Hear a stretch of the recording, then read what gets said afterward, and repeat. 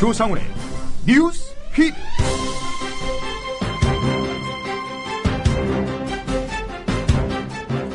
정당 탄압 중단을 요구하며 단식 농성을 시작했던 통합진보당 의원들이 농성 24일째인 오늘 오전 단식 농성을 중단했습니다. 잠시 뒤 홍성규 대변인 연결해서 통합진보당 상황 들어보겠습니다. 금요일 뉴스피드 정승주 아나운서의 지금 뉴스 톱7으로 시작하겠습니다.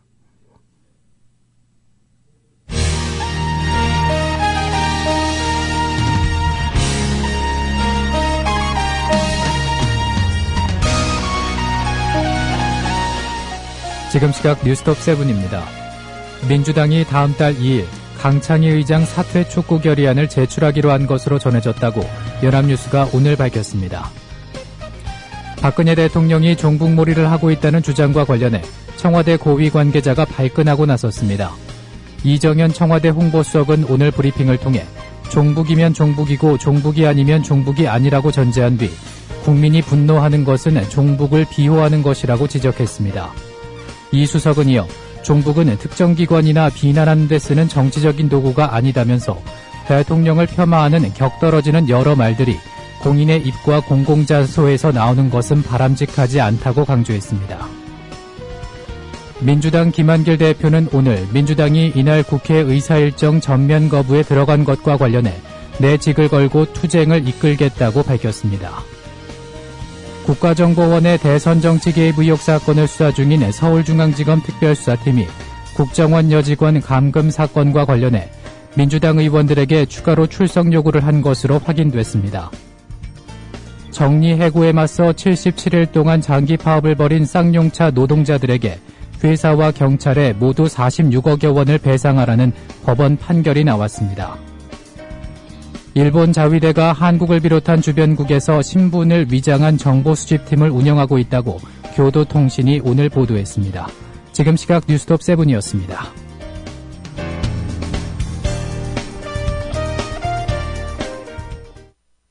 옆집 아줌마의 권유로 반강제 가입한 보험.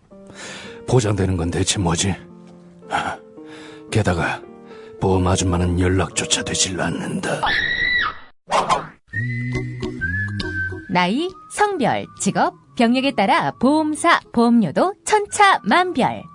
의료, 암, 운전자 보험 등 모든 생활 필수 보험을 가장 저렴하게 비교 분석 설계해드립니다. 무료 전화 080-888-8111로 전화주세요. 상담 후 보험 신청을 하시면 첫 해 보험료 50%를 다시 돌려드리며 ins888.kr로 접속해 상담 신청만 하셔도 추첨을 통해 백화점 상품권을 드립니다. 첫 달 보험료 50% 할인 이벤트는 손해보험 제외 3만 원 한도 내에 지급해드립니다. 사흘만 하늘나라에 다녀올 수 있다면 첫째 날은 세종대왕님께 감사의 큰절을 올리겠다. 둘째 날엔 김구 선생님께 뜨거운 술을 한잔 올리고 싶다. 그리고 셋째 날엔 청산하지 못한 우리의 아픈 역사, 친일파들을 꼭 처단하고 오리라. 나는컨대 우리 라이프 상주는 민족 정기를 잃지 않는 상주가 되겠습니다. 여러분이 가입하신 해비시 프로를 국민TV에 후원하겠습니다. 가입하실 때 국민TV에 후원해달라고 말씀해주세요. 1600-3267 앞뒤가 다른 1600-3267 우리 라이프 상조 홍대리였습니다. 남성 여러분, 값비싼 옷을 입어도 폼이 안 나고 운동할 시간은 없으시다고요? 늘어진 뱃살과 튀어나온 가슴살 때문에 고민이십니까? 입는 순간 경험하시게 될 서프라이즈! 바디뷰 프리미엄은 고가의 스포츠웨어에 쓰이는 아쿠아엑스 원사를 사용, 최첨단 공법으로 탁월한 보정력과 신축성, 가공할 흡수력을 겸비했습니다. 우와, 정말 신기해요. 늘어진 가슴이 근육처럼 탄탄해지고 올챙이 같았던 뱃살도 올라보게 들어간대요. 바디뷰 대단합니다. 입는 순간 몸짱이 되는 남자 보정 속옷 바디뷰. 포털 검색창에 바디뷰를 검색해보세요. 구매하실 때 배송 메시지에 국민TV라고 적어주시면 고가의 사은품을 드립니다.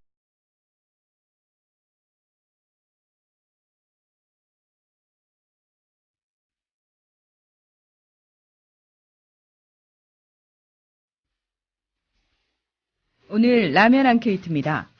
내 직을 걸고 투쟁을 이끌겠다는 민주당 김한길 대표의 오늘 발언 어떻게 생각하십니까? 여러분 의견 주십시오.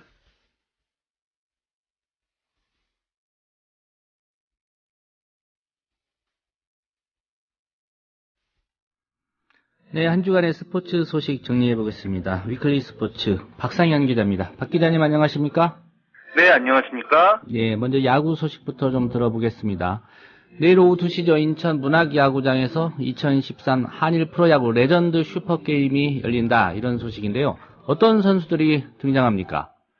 네, 일단 한일 레전드 슈퍼게임에 대해서 말씀을 드려야 될 것 같은데요. 예. 1991년부터 4년 간격으로 3번 열렸던 그 한일 프로야구 슈퍼게임이 있었습니다. 아마 1990년대 야구를 즐기셨던 팬이라면 잘 아실 것 같은데요. 1991년과 95년, 99년 이렇게 3차례에 거쳐서 열렸습니다. 예, 그러면서 이제 한일 프로야구가 이제 교류를 하면서 뭐 이렇게 경기를 하는 그런 게 있었는데 그게 99년에 마지막으로 열리지가 않았거든요. 예. 근데 이번에 이제 한일 레전드 슈퍼게임은 이제 당시에 뛰었던 선수들이 지금 이제 지도자 신분으로 이제 바뀌면서 서로 교류를 하면서 친선전을 갖는 경기입니다. 예. 그래서 이번에 한국팀 감독은 당시 이제 나고야의 태양으로 불렸던 기아의 선동열 감독이 한국팀 감독을 맡았고요. 그다음에 일본팀 감독은 대마신으로 유명했죠. 그 시애틀 메리너스까지 진출을 했던 사사키 가즈히로가 일본팀 감독을 맡았습니다. 그래서 상당히 흥미진진할 것 같고요. 예. 이 밖에 그 한국팀의 출전 선수로는 뭐 류준일 삼성 감독이라든지 그다음에 박경환 SK 지금 2군 감독이라든지 장종훈 코치, 송진욱 코치, 이순철 코치 등 많은 그 지금 현재 지도자로 뛰고 있는 그 선수들이 나오게 됩니다. 예. 일본 쪽에서는요? 예, 일본 쪽에서는 이제 고쿠보 히로키 감독이 있죠. 그 지금 WBC 감독을 역임했던 고쿠보가 나오고 그다음에 메이저리그에서 뛰었던 다카츠 신고라는 선수가 있고요. 예. 스즈키 마코토 이런 선수가 있죠. 하지만 이제 그 이치로 같은 경우는 아직까지 그 메이저리그에서 활동하고 있기 때문에 이번 경기에는 나오지 않습니다. 예. 예, 프로야구 시즌은 끝났지만 지금 각 구단의 감독이 좀 바뀌는 그런 시즌인가요? 일단은 좀 두산 감독이 경질된 게 좀 의외다 이런 반응인데 어떻습니까? 네, 지금 상당히 그 의외라는 얘기가 좀 나오고 있을 정도로 그 김준욱 감독의 경질은 좀 상당히 논란을 빚고 있는데요.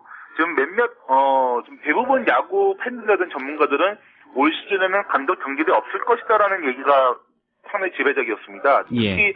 그 이만수 감독이 바로 내년이 마지막 계약 기간인데 이만수 감독이 전혀 경질되지 않고 그대로 가는 것을 봤을 때 거의 내년 시즌에도 올해와 같은 감독들이 계속 활약을 할 것이다 이렇게 예상을 쓰는데 김준욱 감독을 전격 경질했거든요. 예, 한국 시리즈까지 갔었는데 말이죠.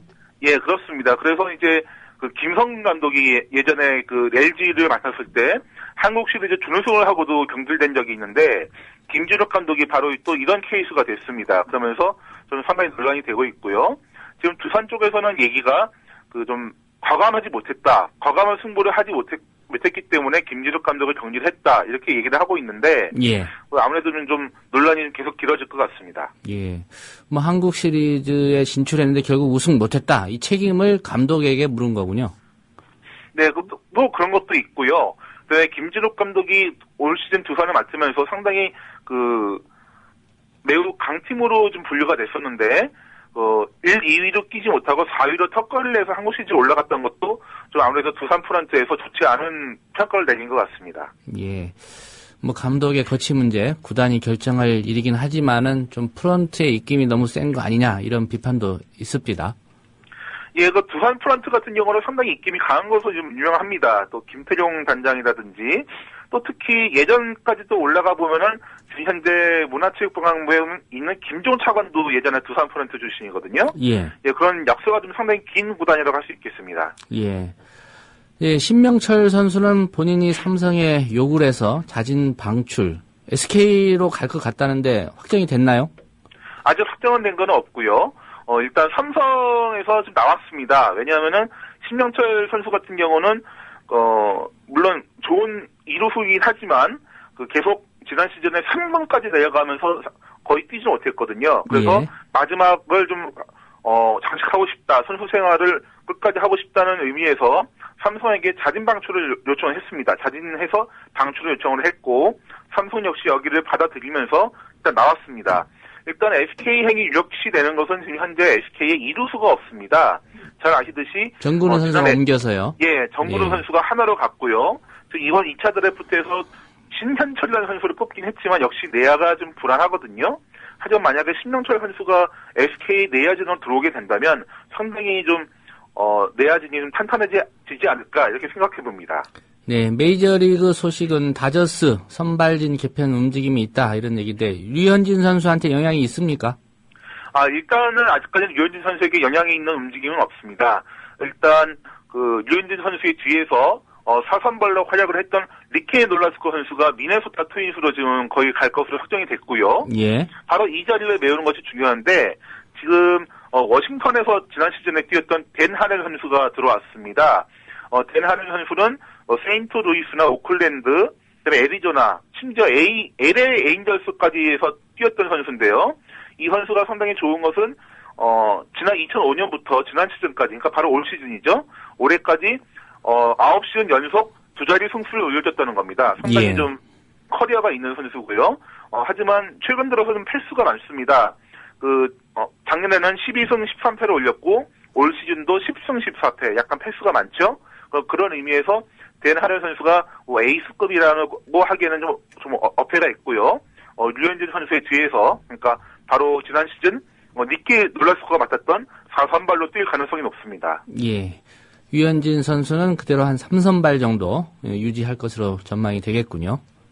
예, 그렇습니다. 일단 현재 템파베이에서 나오는 건 데이비 프라이스라는 선수가 있는데 지금 LA 다저스가 데이비 프라이스에서 손을 뗐다는 얘기가 좀 있거든요. 예. 만약에 프라이스가 선수가 들어오게 된다면 류현진 선수가 4선발로 밀리고 그다음에 이번에 온 댄 하렐이 5선발로 밀린다 이런 얘기가 되겠지만 추가로 투수가 영입이 없다면은 류현진 선수는 그대로 3선발을 지킬 것으로 보입니다. 예. 축구 소식으로 넘어가 보겠습니다.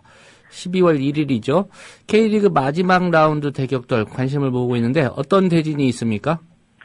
예, 상당히 재미있는 대진이 만들어졌는데요. 바로 선두 울산과 2위 포항의 경기가 좀 잡혀 있고요. 물론 상위 스프링 얘기입니다.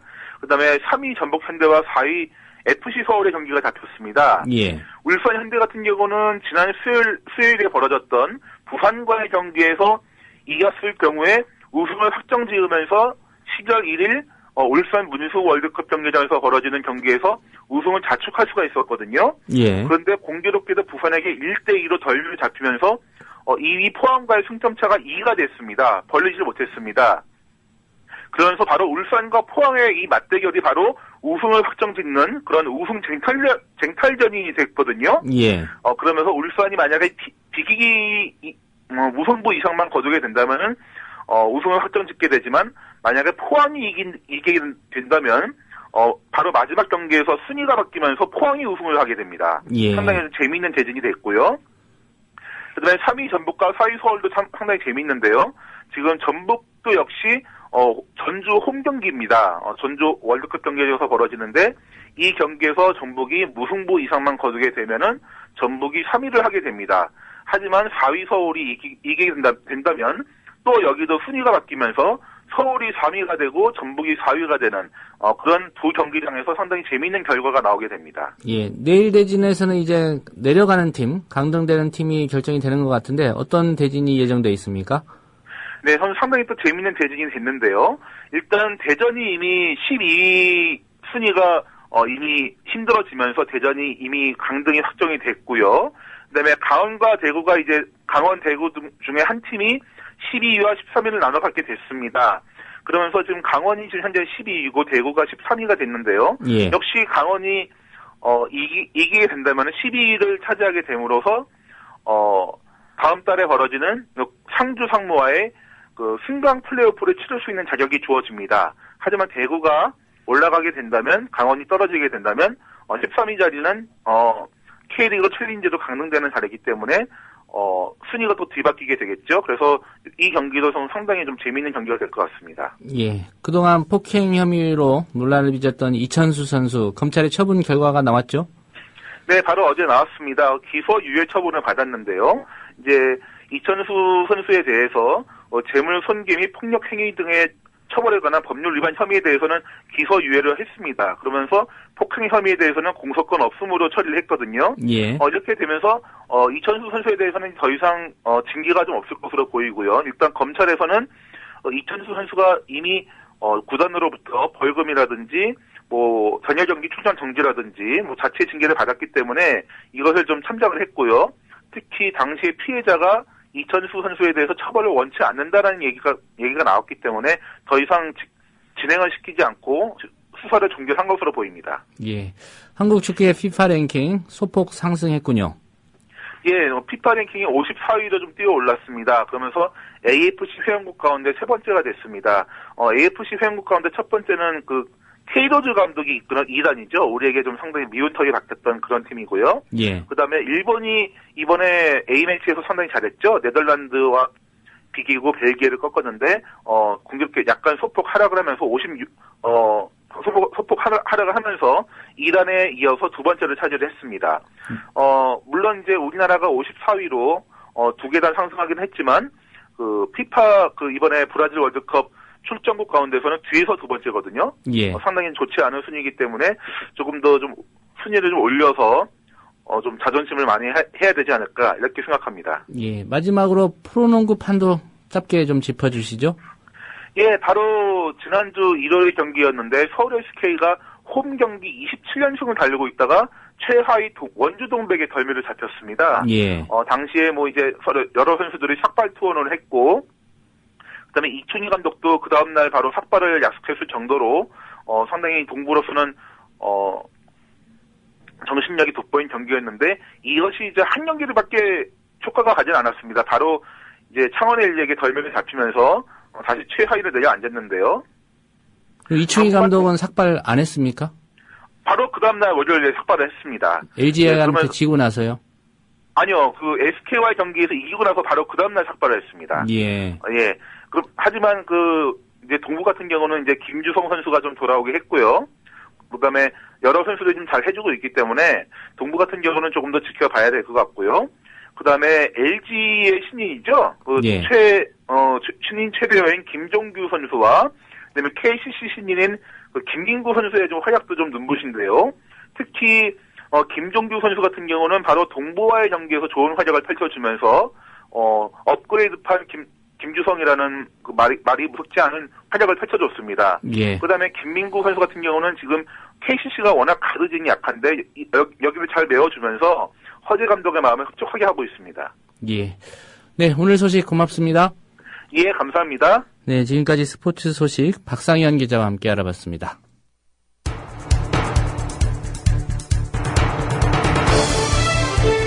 지금 여러분께서는 조상훈 기자가 진행하는 국민 TV 라디오 시사 프로그램 조상훈의 뉴스피드와 함께하고 계십니다.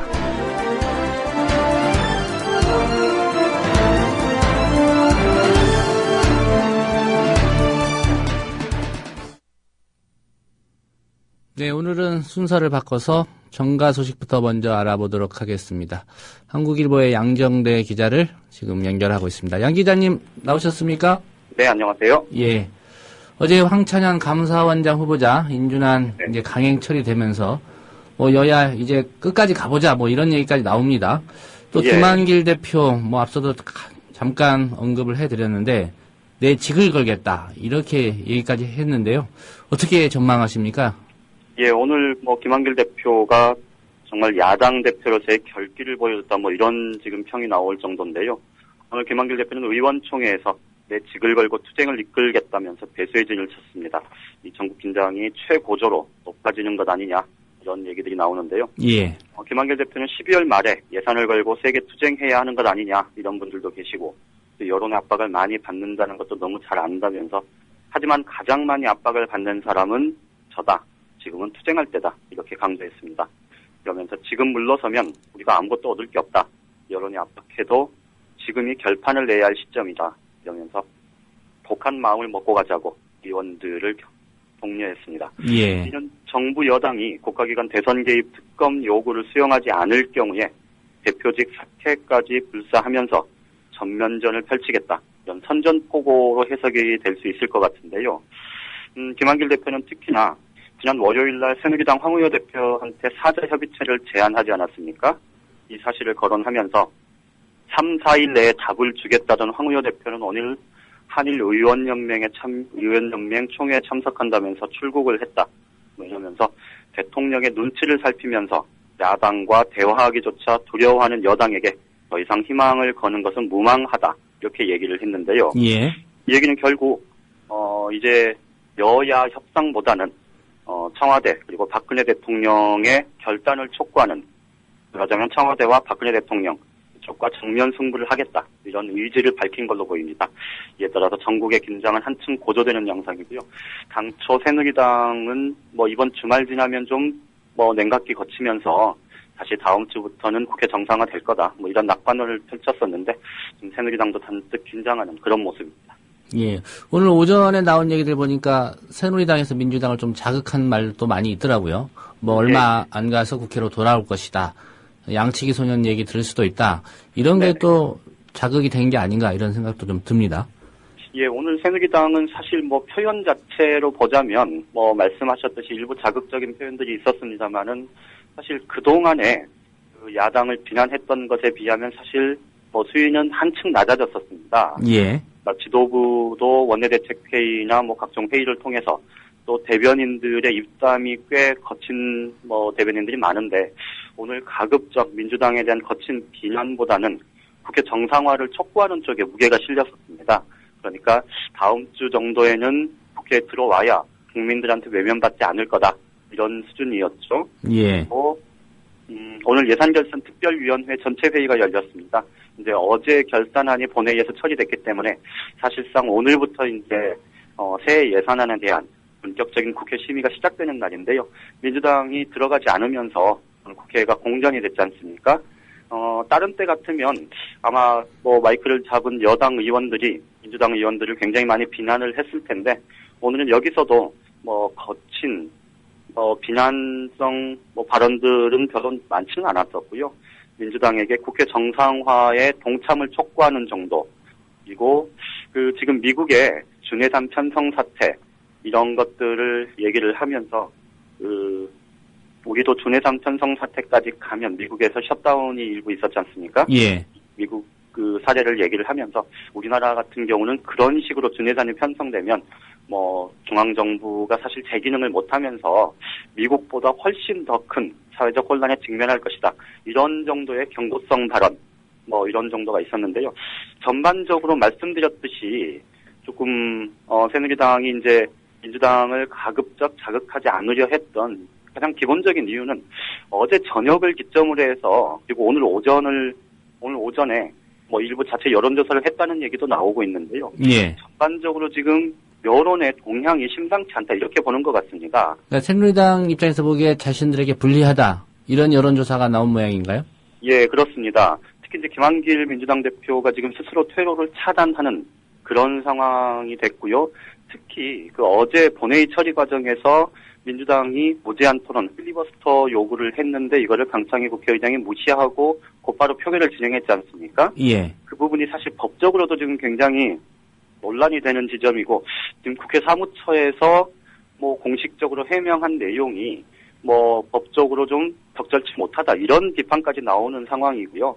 또 어젯밤에 한 종편 채널에서 긴급 여론조사를 했었는데 사실 민주당보다는 야당보다는 여당에 대한 비판의 목소리가 훨씬 컸지 않습니까? 예. 이런 부분들 때문에 지금 새누리당도 좀 다소 긴장하는 그런 모습입니다. 예. 이런 분위기 때문이겠죠. 민주당에서 강창희 국회의장 사퇴 촉구 결의안 제출기로 했다, 이런 소식도 있습니다. 예, 그렇습니다. 조금 전에 민주당이 공식 브리핑을 했는데요. 다음 주 월요일이죠. 12월 2일 날 강창희 국회의장 사퇴 촉구 결의안을 제출하기로 그렇게 결의를 했습니다. 어제 강창희 국회의장이 필리버스터를 불허한 이 부분이 지금 핵심적인 요인인데요. 국회의 권위를 세우면서 여야 관계를 조율해내야 할 국회의장이 청와대와 또 새누리당 이중대처럼 불법 날치기에 앞장섰다. 이게 민주당의 주장입니다. 예. 실제 지금 필리버스터 부분은 앞에서도 간단하게 말씀을 드렸습니다만은 이게 지금 작년 5월 달에 여야가 합의 처리한 개정국회법, 이제 일명 국회 선진화법이라고 그러죠. 거기 106조 2항에 있는데요.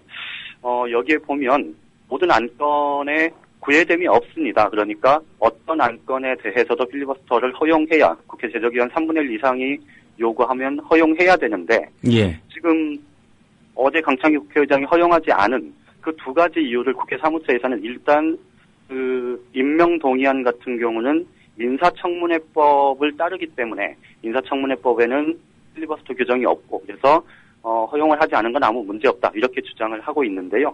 이거는 사실 좀 논리적으로 말이 안 되는 게 인사청문회법은 그 인사청문회 절차 뭐 이런 것들을 규정을 한 것이고요.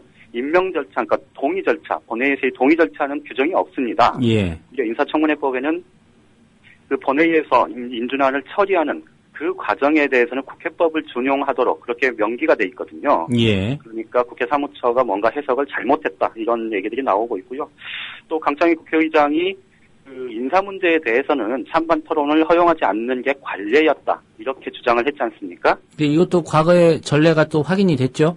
예, 그렇습니다. 1998년에 그 김대중 정부 첫 해에 김종필 총리 인준 과정에서 여야 의원들이 그 의사진행 발언을 통해서 찬반 토론, 실질적인 찬반 토론을 한 게 있거든요. 예. 그러니까 지금 아무래도 뭐 전반적으로 보면 여당에서 좀 무리해서 국회법을 어겨가면서 무리해서 처리한 것 아니냐 이런 비판을 지금 자초하는 그런 상황이 돼버린 겁니다. 예. 그래서 이제 민주당에서는 뭐 어제 사실 전병헌 원내대표를 비롯한 원내 지도부의 전략 미스 뭐 이런 부분들에 대한 비판이 많았고요. 또 뭐 일각 젊은 의원들 사이에서는 뭐 전병헌 원내대표 사퇴 얘기도 좀 일부 나오기도 했었는데요. 그런 부분들에 대해서 민주당에서는 오히려 타겟을 좀 강창희 국회의장에게 맞추면서 돌파구를 만든 것 아니냐 이런 해석도 가능할 것 같습니다. 예. 새누리당 홍문종 사무총장 뭐 네네. 거침없는 발언으로 좀 화제를 몰고 오는데요. 네네. 서울대공원 사육사가 호랑이에 물린 사건, 이 사건 관련해서 이게 박원순 서울시장 책임이다 이런 얘기했다면서요? 예, 그렇습니다. 오늘 홍문종 사무총장이 원내대책회의에서요. 이번 사고와 관련해서 박원순 시장이 인디밴드 출신의 비전문가를 서울대공원장에 앉혔기 때문이다 이렇게 주장을 하면서요. 박원순 시장의 보훈 인사가 부른 참사다 이런 비난이 일고 있다 이렇게 얘기를 했습니다. 서울대공원장이 호랑이사에 가서도 이전처럼 잘 관리할 수 있겠다고 판단해서 인사를 냈다고 하는데 안일하기 짝이 없는 태도다 이렇게 홍 사무총장은 이렇게 주장을 하면서 박원순 시장의 보훈 인사가 사육사들은 물론이고 서울 시민들까지도 호랑이 굴에 내몰고 있다고 해도 과언이 아닐 것이다. 이런 비난까지 퍼부었습니다. 예. 제가 굳이 꼭 이 얘기를 소개해드리는 가장 기본적인 이유는 아무리 내년 지방선거가 급하다고 해서 좀 상대당 서울시장 후보 뭐 나올 가능성이 높은데요. 어쨌든 상대 당에 소속돼 있는 그 서울시정을 책임지고 있는 사람한테 이런 식의 좀 근거 없는 비난을 이렇게 쏟아내도 되는 건지 이게 공당의 사무총장이 할 일인지 뭐 그런 부분들을 좀 청취자분들이 판단을 해주시라 뭐 이런 취지인데요. 예. 어쨌든 홍문종 사무총장 그동안에도 뭐 말씀하셨듯이 거친 입담으로 뭐 수차례 좀 구설수에 오르기도 했었는데요.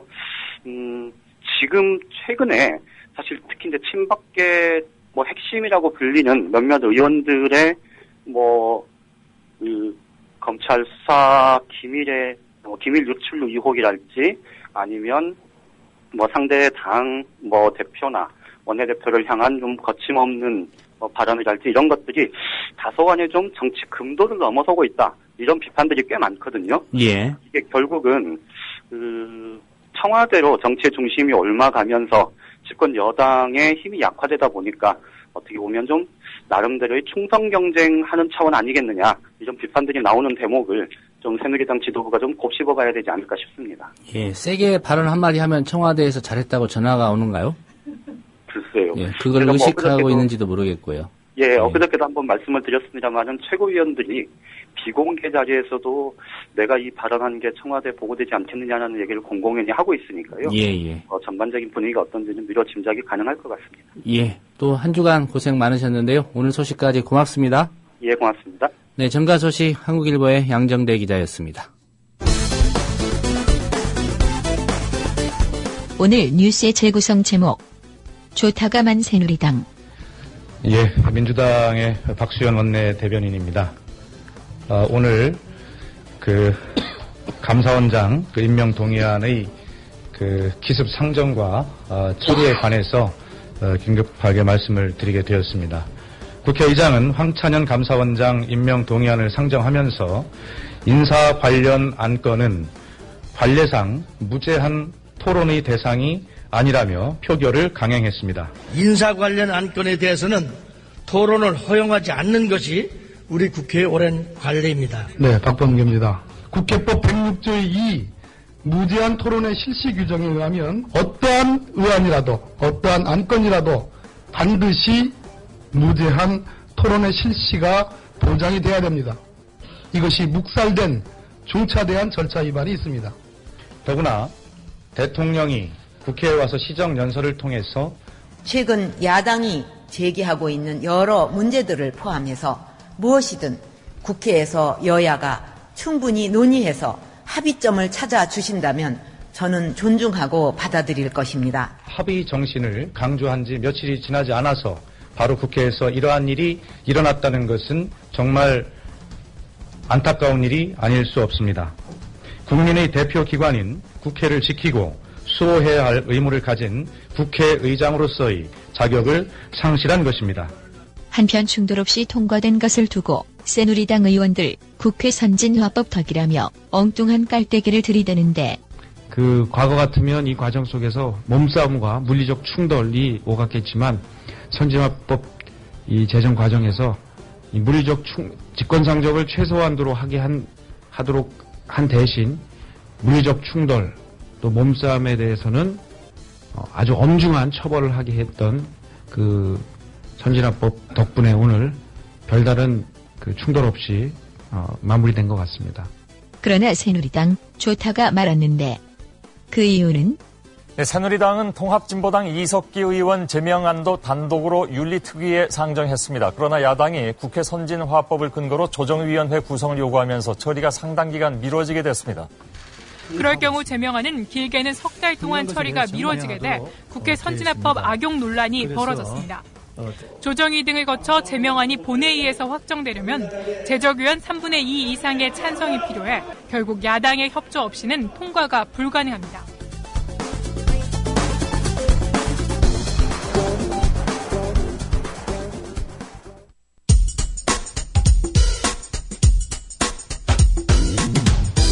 조상훈 기자의 예리한 눈으로 바라본 세상. 공정한 뉴스는 여기서 시작합니다.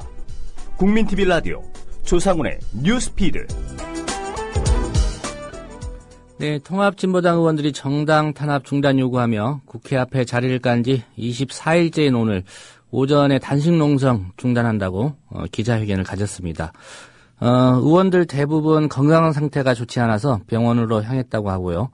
홍성규 대변인 연결해서 통합진보당 앞으로의 계획 한번 들어보겠습니다. 네, 홍 대변인님 안녕하십니까? 예, 안녕하십니까? 예, 지난번 선거 때 한번 인터뷰하고 오랜만에 다시 인사드립니다. 네. 예, 오늘 오전 단식 농성 중단하는 중단 결정하는 기자회견이 있었습니다. 예. 의원들 건강 악화가 가장 큰 이유였습니까? 예, 그렇습니다. 벌써 물과 소금만으로 버틴 지 24일째 됐는데요. 예. 겨울이라서 우리 당원들은 물론 많은 분들께서 걱정을 많이 해주셨거든요. 그래서 급기야 이제 5분 중에서 김미, 김재원, 이상규 의원이 3분을 실려나가기까지 했잖아요. 예. 또 시민사회단체 원로 선생님들도 지난 토요일에 오셔가지고 간곡하게 호소를 하셨고 오늘은 또 민주당 최고위원들까지 호소해 주셨어요. 예. 그래서 의원단의 건강을 최우선에 두고 이 모든 상황을 총괄해서 오늘 아침 긴급 최고위에서 중단을 강력하게 권고를 했고 우리 의원님들께서 받아주신 겁니다. 예. 앞서 말씀하신 김미 의원은 이제 지난 20일에 그리고 하루 뒤에 김재현 의원 그리고 이제 어제 이상규 의원이 지금 탈진해서 병원으로 가시지 않았습니까? 예. 이분들 건강 상태는 현재 어떻습니까? 아마 여성의원들의 경우가 훨씬 더 힘든 과정이었을 텐데요. 김미 의원은 원래 역류성 식도염 등 위가 좀 안 좋으셨어요. 예. 이제 2분 여성의원님들은 병원에서 안정 취하고 치료를 받으면서 미음을 좀 드시기 시작을 했고요. 상태는 점차 건강이 좀 돌아오고 있는 것 같습니다. 모두 퇴원해서 집에서 요양 중이시고요. 이상규 의원님도 어제 병원으로 후송되셨는데 아마 빠르게 이제 검진 받으시고 치료 받으시면 오늘 저녁부터는 미음 조금씩 드실 수 있지 않을까 싶습니다. 예. 그리고 오늘 그 마지막 두 분, 오병윤, 김선동 의원님도 병원으로 후송이 되셨어요. 근데 이제 오병윤 원내대표님은 원래 젊었을 때 전두환 독재 정권에 맞서다가 발목을 다쳐가지고 많이 불편하셨거든요. 예. 단식 중에 그 발목 통증이 또 많이 도지셔가지고 주변에서 많이 또 안타까워하셨습니다. 예. 그렇게 몸 상태 안 좋으신데 오후에는 청와대 항의 방문해서 기자회견까지 또 가지셨더라고요. 오늘 기자회견에서는 어떤 요구하셨습니까? 일단 전혀 지금 이 사회가 정상적이지 않잖아요. 종북몰이에 국민이 떨고 있고 메카시 광풍에 제 말도 하지 못하고 있는데 우리 피로 일궈온 민주주의 시계를 유신시대로 다시 되돌릴 수는 없다. 그래서 이것들을 당장 중단하라고 요구하러 간 것입니다. 예. 물론 진보당에 대한 내라는 조작 사건, 정당 해산 시도도 즉각 중단해야 되겠죠. 이런 요구와 더불어서 계속해서 박근혜 대통령이 독재의 길을 고집한다면 엄청난 국민의 저항에 직면하게 될 것이다. 경고도 아울러서 하러 갔습니다. 예. 앞서 말씀하셨습니다. 오늘 민주당 지도부가 나서서 단식 중단 이거 요구했고요. 또 정부의 헌법재판소에 대한 통합진보당 해산 심판 청구 그 비판하는 기자회견도 있었는데 민주당의 태도가 좀 달라진 거 아닌가 이런 생각이 드는데 어떻습니까? 제가 볼 때는 새누리당과 공안기관, 일부 극우적인 종편과 언론들을 제외하면 모든 우리 국민들이 아마 대부분 현재 유신독재 부활의 움직임을 우려하고 있다고 생각합니다. 그 상식이 무너지고 이성이 붕괴되는 가장 상징적인 상황이 바로 진보당에 대한 정당해산 심판 청구했는데요.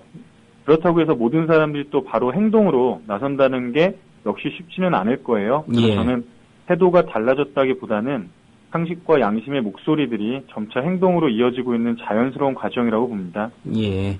그 민주당도 어떤 입장을 밝히고 싶었지만 그러지 못하다가 이제 이번에 그런 입장을 밝혔다 이렇게 보시는군요. 저희 의원님들이 24일째 앉아 계셨었는데 사실은 처음에 앉자마자 사실은 새누리당까지 포함해서 의원들이 공감해 주시는 개별적으로 와서 앉아주시고 대화 나눠주시고 지지해 주시고 격려해 주시는 분들이 많으셨거든요. 예. 다만 이제 민주당 안에서도 그런 의원님들이 굉장히 많으셨는데 이것이 이제 최고위원회라는 어떤 이 공식적인 목소리로 되는 그 과정이었다고 봅니다. 예.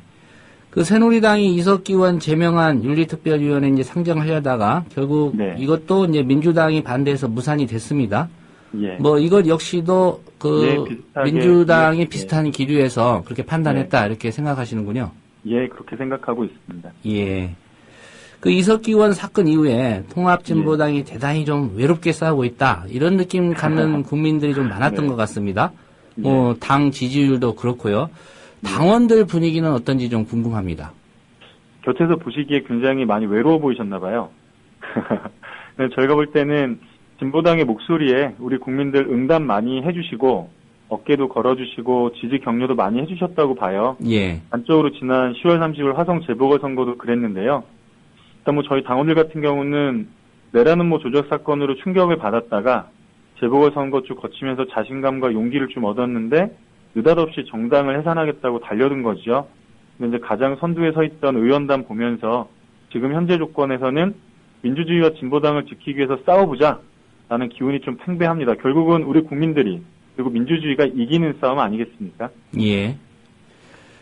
정부의 정당 해산 심판 청구 이거 당 차원의 대응도 하고 계실 텐데 일단 현재까지 진행 상황 그 당에서 어떻게 대응하고 계시고 혹시 답변서 같은 거 내셨습니까?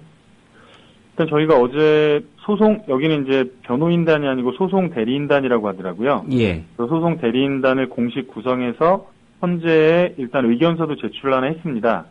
변호인단으로는 전 민변 회장이신 김선수 변호사님 비롯해서 우리 사회의 민주주의를 위해 노력해 주셨던 대표적인 변호사님들 20분이 함께 해주셨고요. 예. 아마 본안에 대한 정식 답변서는 헌재가 이제 지난 11월 6일인가요? 30일 내에 제출할 것을 요구했잖아요. 예. 그래서 아마 다음 주 12월 6일 전까지 정식 답변서를 제출할 계획이고요. 어제 제출한 의견서에서는 많은 국민들이 우려하셨던 것처럼 가처분 신청이 매우 부당하다라는 거에 집중해서 의견을 냈습니다. 예. 세계적으로도 유례가 없다는 것, 굉장히 신중한 심리가 필요하다. 만약에 가처분을 했는데 나중에 본안에서 아니다라고 하면 그 사태를 어떻게 할 거냐. 그래서 이제 본안에 준하는 변론 기간들도 필요하다. 이런 점들을 좀 제기했습니다. 예. 그 이석기 의원 재판 상황도 좀 보면요.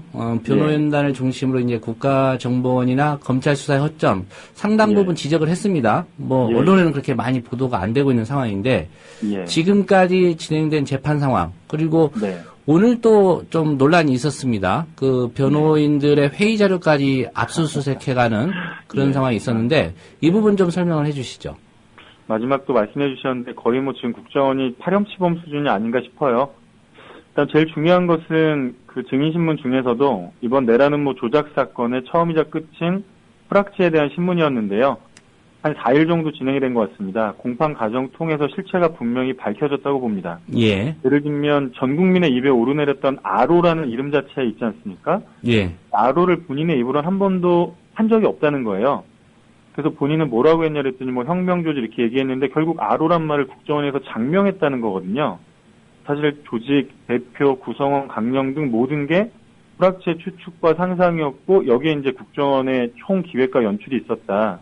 이렇게 보시면 될 것 같고 단순 제보자냐 불확지냐 이 문제에 대해서도 서로 분명하게 수년간에 걸쳐서 협력 관계였음이 확인이 됐고요.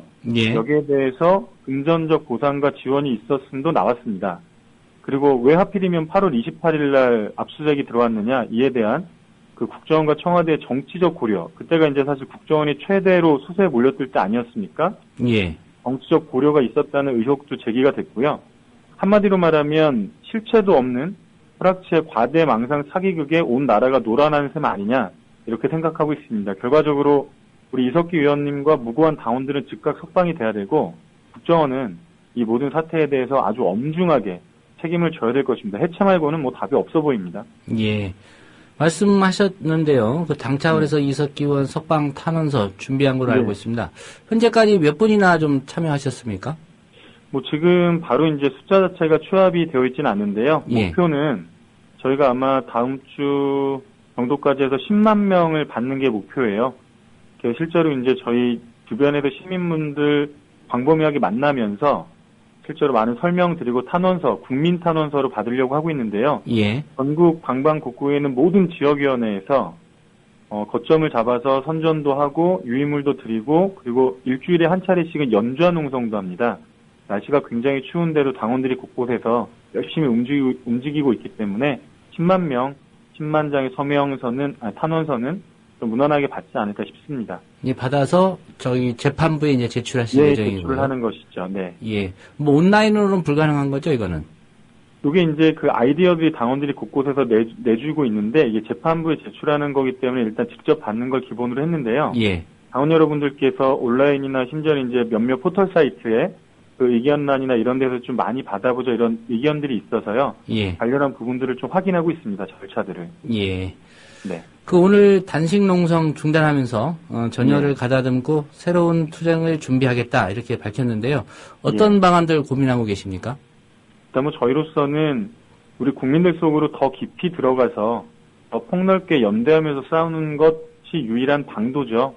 이미 지난 27일 날 그 범국민운동본부가 발족했는데요. 정확하게는 민주수호 통합진보당 강제해산 반대 범국민운동본부인데요. 예. 한국진보연대, 전농, 여성연대, 청년연대 등에다가 종교단체들까지 쭉 포함이 됐어요. 한 20여 개 정도 되는 단체들로 일단 발족을 했고요. 주요 사업으로는 각계각층 일천이 시국선언, 범국민 캠페인, 민주수호 대행진, 범국민 대회 등도 준비하고 있고 이번 이제 정당해산권은 세계적으로도 굉장히 좀 충격적이었던 사태인 만큼 국제연대 문제도 잘 준비를 하고 있습니다. 예. 저희로서는 오직 우리 국민들 속에서 국민들과 함께 소중한 민주주의와 진보당 지켜내고 승리를 일궈내기 위해서 노력을 할 것입니다. 예. 네, 홍 대변인님 오늘 말씀 고맙습니다. 네. 예, 고맙습니다. 네, 지금까지 통합진보당 오늘 의원들이 24일째 단식 농성 이어갔었는데 오늘 건강 때문에 중단 선언했습니다. 그리고 앞으로의 계획에 대해서 홍성규 대변인과 얘기 나눠봤습니다. 언론의 정도와 방송 보도의 혁신을 추구하는 인재들과 함께 국민이 주인인 방송으로서 손색이 없는 TV 뉴스를 만들고자 합니다. 학력과 학점, 나이와 성별 등 기성 언론이 중시했던 기준들은 철저히 배제하겠습니다. 오로지 언론인으로서의 소양과 방송 제작자로서의 전문성, 그리고 협동조합에 적합한 인성만을 살펴보겠습니다. 2014년 4월 1일 거짓말 같은 TV개국, 감격스러운 오프닝 멘트의 순간을 향한 100일의 기적을 읽어주십시오. 개국 이후 이어져야 할 셀 수 없이 많은 날들의 주역이 되어주십시오. 지원 분야와 방식은 국민TV 홈페이지를 참조해 주시기 바랍니다. 지금 미디어 협동조합 국민TV 홈페이지 국민.tv로 들어오셔서 상단 좌측 국민TV 인재채용 메뉴를 클릭해주세요. 네, 오늘도 시간이 넉넉치 않아서 남의 앙케이트는 소개해드릴 수 없겠는데요. 몇 분들이 의견 주셨습니다. 내직을 걸고 투쟁을 이끌겠다는 민주당 김한길 대표의 오늘 발언 어떻게 생각하십니까? 이렇게 여쭤봤는데요. 백마고디님, 뽀미나빠님, 대체적인 의견이 민주당 당대표 누구든 관심 없다. 제발 야당답게 제대로 해라. 이런 의견인 것 같습니다. 네, 오늘 네티즌들이 주목한 기사 살펴보겠습니다. 국민TV 뉴스의 김지혜 기자입니다. 김 기자님 안녕하십니까? 네, 안녕하세요. 국회에 나가 있습니까? 네, 그렇습니다. 예. 오늘 잠시 언급을 했었는데 국가정보원이 그 이석기 의원 변호인단 이 회의 자료까지 압수를 해갔다고요? 네, 국가정보원이 내란 음모 사건 2차 공판이 있었던 지난 14일 CNC 길벗 투어, 나눔환경, SM미디어 등 통합진보당과 관련 있는 것으로 알려진 업체 사무실 6곳과 직원 22명을 대상으로 압수수색을 하던 과정에서 벌어진 일입니다. 예. 당시 영장에 적시된 범죄 혐의는 내란 음모 및 국가보안법상 이적 동조 혐의 등이었는데요. 압수수색을 하던 수사관들이 이석기 의원이 대표로 있었던 CNC 사무실에서 내란 음모 사건에 대한 변호인단의 방어 논리 회의 자료가 든 SD카드를 압수했습니다. 예. 그 압수수색이 있을 당시에 변호인단이 입회를 하지 않았습니까? 네, 당시 변호인단 일부가 2차 공판에 참여하지 않고 국정원의 압수수색에 입회했습니다. 하지만 국정원 수사관은 봉인한 채 일단 압수할 테니 추후 봉인 해제 때 부르면 입회하라고 말했습니다. 이후 보름이 지난 오늘 국정원이 변호인단에게 SD카드 봉인을 해제할 테니 서울 내곡동 본원으로 들어오라고 통보했습니다. 그래서 변호사 한 명이 오전 11시에 국정원으로 갔습니다. 수사관들은 봉인을 해제한 뒤 SD카드를 바로 돌려주지 않았습니다. 컴퓨터에 연결해 자료를 화면에 띄운 뒤 디지털 카메라로 문서 내용을 촬영했습니다. 이 과정에서 변호사가 내란 음모 사건 소송 관련 회의 내용이다. 변호인들만 볼 수 있는 자료라면서 강하게 저지를 했지만 수사관들은 촬영을 강행했습니다. 예, 보름 동안에는 그럼 제대로 있었던가요? 봉인 해제 그 전까지 말이죠. 그 내용은 아직 보도된 바 없습니다. 예, 그 SD 카드 안에 어떤 내용들이 담겨 있었습니까? 이 SD카드 안에 공소장이라는 폴더가 있었는데요. 이 안에 소명논리 정리 수사보고, 정리 내용 등 앞서 말씀드렸던 것처럼 내란 음모 사건에 대한 변호인단의 방어 계획이 들어 있었습니다. 그래서 변호인단은 이에 반발해서 오늘 11차 공판 오후 재판에서 검찰에 강력하게 항의했습니다. 변호인단은 유신 때나 가능할 법한 수사기관의 횡포라면서 피고인의 방어권과 변호인의 권리를 철저히 짓밟은 행위로 공소 기각까지 갈 수 있는 사안이라고 주장했습니다. 예, 국정원의 입장은요? 국정원 관계자는 수사상 중요한 단서일 수 있어서 변호사 앞에서 SD카드를 컴퓨터에 연결했다면서 변호인 대응 자료가 아닌 공소장이라고 된 폴더가 있어서 열어본 것인데 변호인이 사진을 찍기에 수사관들도 증거를 남기기 위해 사진을 찍은 것뿐이라고 해명했습니다. 또 사진은 변호인이 보는 앞에서 삭제했고 적법하게 압수한 증거물이어서 SD카드는 변호인이 보는 앞에서 다시 봉인했다고 덧붙였습니다. 이에 재판부는 압수수색 절차가 위법했다면 증거로 채택하지 않는다는 입장을 밝혔고 검찰은 국정원에 변호인단 소송 관련 회의 자료 압수 사실을 확인했습니다. 검찰은 변호인 입회하에 SD카드를 빼내서 사본을 제작하고 디지털 카메라 파쇄할 것을 제안했고요. 변호인단도 이에 동의했습니다. 예. 국정원의 무리한 수사, 변호인단의 회의 자료까지 압수수색하는 그리고 가져가는 그런 상황으로 이어졌군요. 네, 오늘 교육부가 한국사 교과서 7종에 대해서 수정 명령을 내렸죠? 네, 교육부가 올해 검정에 합격한 고교 한국사 교과서 8종의 수정 보완에 대한 수정 승인 및 수정 명령 사항을 발행사에 통보했다고 오늘 밝혔습니다. 교육부는 리베르에서 만든 한국사 교과서를 제외하고 나머지 7종에 대해 41건의 수정 명령을 내렸습니다. 교학사를 제외한 교과서 저자들은 교육부의 수정 권고안을 거부하겠다는 입장을 앞서 밝힌 바 있습니다. 그런데 교육부가 해당 발행사가 수정 명령을 이행하지 않을 경우에 행정조치를 내리겠다고 해서 파장이 예상됩니다. 예. 교육부가 앞서 한 800건 넘게 수정 보완 권고를 한 것으로 알고 있는데요. 실제로 41건만 수정 명령을 한 건가요? 네, 교육부는 지난달 18일 8종 교과서 전체에 대해 총 829건의 수정 보완 권고사항을 통보한 바 있습니다.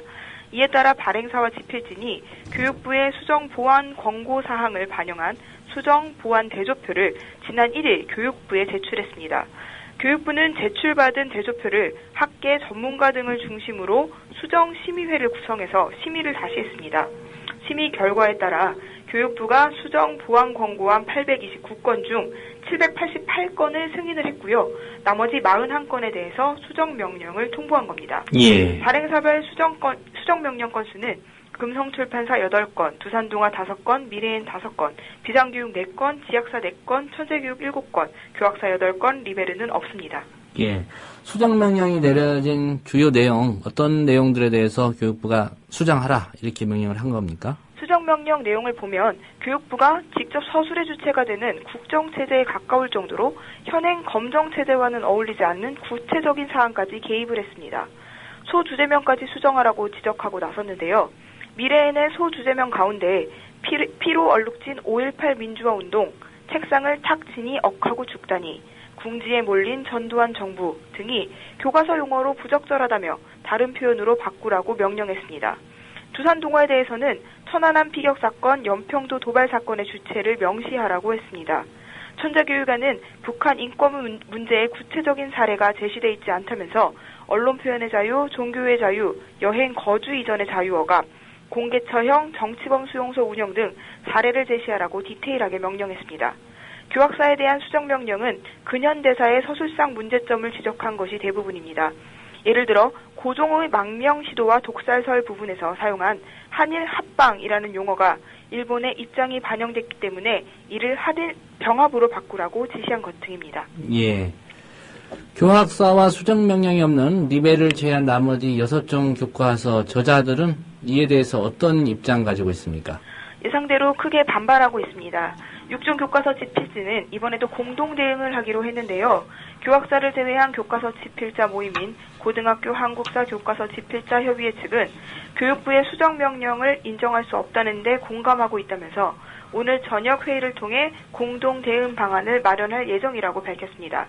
교육부의 수정 명령에 대해서 가처분을 신청하는 것과 관련해서는 집필자 회의를 통해 검토할 것이라고 밝혔습니다. 집필자들이 가처분 신청이라는 법적 수단까지 염두에 둔 것은 교육부가 출판사를 통해서 수정을 진행할 것으로 예상되기 때문으로 풀이됩니다. 예, 현장 교사들의 반응도 나왔죠? 정교조는 오늘 논평을 통해 교학사 교과서에 대해 식민지 근대화론과 노골적인 친일파 옹호 서술 일부를 고치도록 신용만 낸 대신 나머지 교과서들에 대해서는 북한 때리기에 집중했다면서 결국 교학사 교과서 하나를 구하기 위해 국론 분열과 학교 혼란을 자초했다고 비판했습니다. 반면 한국교원단체 총연합회는 사실에 근거한 역사기술이 중요하다는 점에서 교육부의 수정명령 조치는 당연하다면서 거민정 교과서의 오류를 원천적으로 차단할 수 있도록 교육부의 편수 기능을 강화하는 것이 필요하다고 말했습니다. 예. 오늘 법원이 쌍용차 노조에 대해서 회사 그리고 경찰에 대해서 거액의 손해배상하라 이런 판결 내렸죠? 네, 오늘 수원지방법원 평택지원은 전국 금속노조 쌍용차 지부에 대한 손해배상 및 가압류 소송에서 노조가 회사에 33억 1,140만 원, 경찰에 13억 7천만 원을 지급하라고 판결했습니다. 앞서 쌍용차는 2009년 파업 당시 생산에 차질을 빚었다면서 100억 원의 손해배상 소송을 제기했고요. 경찰도 치위대에 의해 장비가 파손됐다면서 14억 7천만 원의 손해배상액을 청구한 바 있습니다. 쌍용차 지부는 쌍용차 노동자들의 삶은 완전히 파산될 것이 불을 보듯 뻔하다 하면서 목숨을 내놓으라 협박하는 손배소송은 즉각 취하해야 한다고 소송 취하를 요구해 왔는데요. 결국 오늘 도합 47억 원에 가까운 손해배상을 하라는 판결을 받은 겁니다. 예, 노조가 항소할 계획인가요? 판결 직후 김득중 금속노조 쌍용차 지부장은 벼랑 끝에 있는 해고자들의 심정을 재판부가 법적 잣대로 판결한 것은 부당하고 불합리하다면서 변호인단과 충분히 검토하고 항소하면서 다툼을 이어갈 생각이라고 밝혔습니다. 이어 공장안 기업노조와 쌍용차 지부가 손배와 관련해서 충분한 논의와 해법을 찾는 것처럼 회사도 지난 아픔과 반목 같은 것들을 취하하는 선에서 손배소를 철회하라고 요구해 온 것이라면서 쌍용차 문제 해결의 첫 출발은 당장 걸린 손배소 철회부터 시작해야 한다고 강조했습니다. 금속노조는 판결문을 받는 대로 구체적인 논의를 거쳐 향후 계획을 정할 방침이라고 밝혔습니다. 예. 교황청 소속 매체가 시국미사 보도했다는 소식이 있는데 짧게 정리해 주시죠. 네, 로마 교황청 소속 매체가 천주교 정의구현사재단의 시국미사와 관련된 종북 논란을 상세히 보도했습니다.